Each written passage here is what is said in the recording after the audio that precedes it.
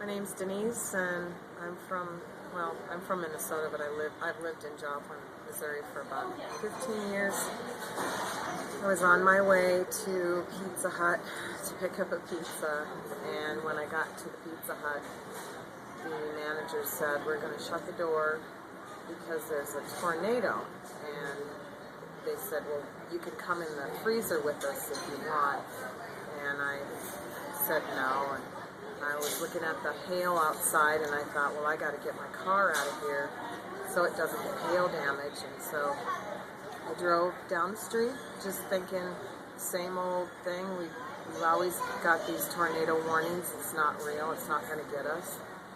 So but I was driving. I didn't want my car to be ruined, so I drove down the street that I was normally going, except I thought when it started to get really dark and it started to pour down rain, I guess I started to get scared, and I no sooner turned the corner at 26th and Maiden Lane, which is right where that hospital was.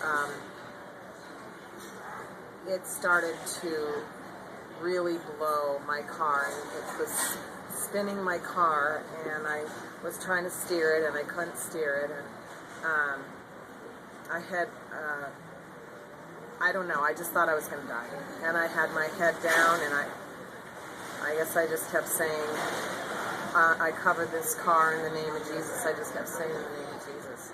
I thought I was dead, and then there was that terrible, horrible sound, the worst sound I've ever heard in my life, and I turned my wheel, and when I did, every single window blew out except for my windshield, and I felt the glass go in my hands, but that's all there was. And there was some blood from my hand, and I got out, and I was in shock, and I ran into the first hospital there that I thought was going to help me, and I didn't realize till I got up to the door that there was nothing left except wounded people that were crying, and they were huddled in a room praying and crying.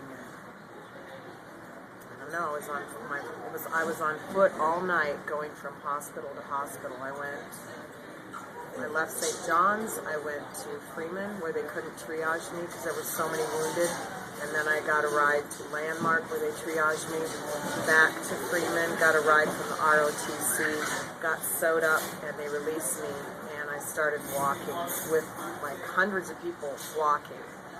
None of us really knew if we were going to make it home or not, but I was really glad to get home and find out that my kids were okay. So I'm here, basically by the grace of God.